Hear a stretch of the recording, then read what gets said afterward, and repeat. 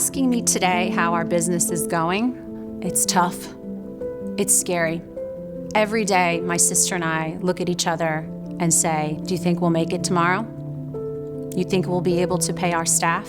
Still to this day, we talk about, are we going to survive? We had expansion on the books. We had full staff. We were very excited. Everything was looking like it was going to be a great year. The warning from the CDC, the coronavirus is spreading so quickly. We closed about 3 or 4 days ahead of the governor's order, and then we figured out where to go from there. And you could just kind of tell that people kind of had an idea. You know, something was on the horizon. Corporate catering went from 100% to zero. Every meeting was canceled. COVID hits, and it really was not going in the direction where we needed it to be. We made the very difficult decision to stop, to close. The words global pandemic kind of make you realize that it's not going to be a couple day situation. It took a little while, I think, for that to sink in for everybody.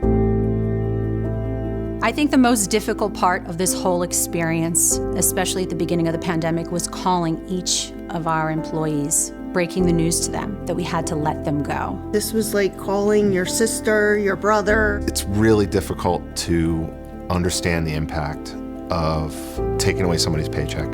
For many of them, this is their main job.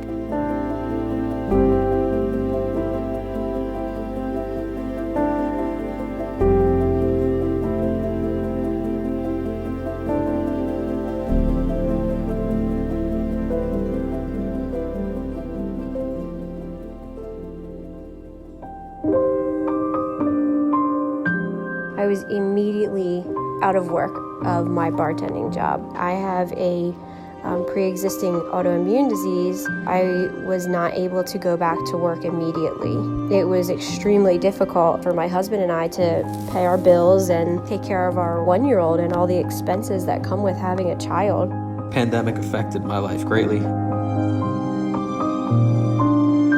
So many people in our industry have lost their jobs during one of the toughest times of the year to be unemployed is during the holidays. I had to apply for the state housing assistance, which was pretty humbling for me. I really don't like to rely on government programs for anything. I hope that there's something that can be done for us. There are packed stores and packed malls, but I can only have 30 people in my restaurant that is safely socially distanced and sanitized all the time. So that makes absolutely zero sense. I don't know how I'm gonna make rent next month.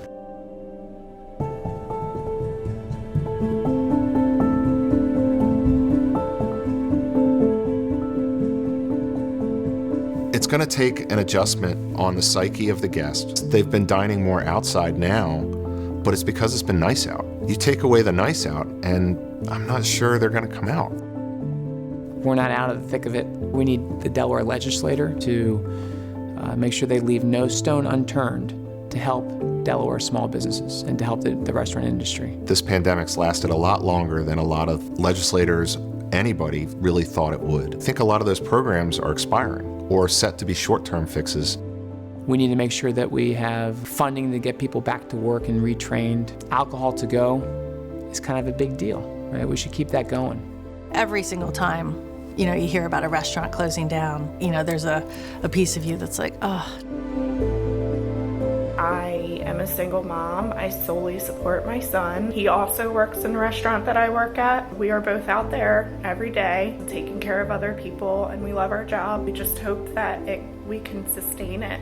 What would make me feel more comfortable is if I felt that the people in positions of power had my back. My hope for 2021 is that we slowly but surely are able to reopen. I don't know what to do anymore. Please don't close us down.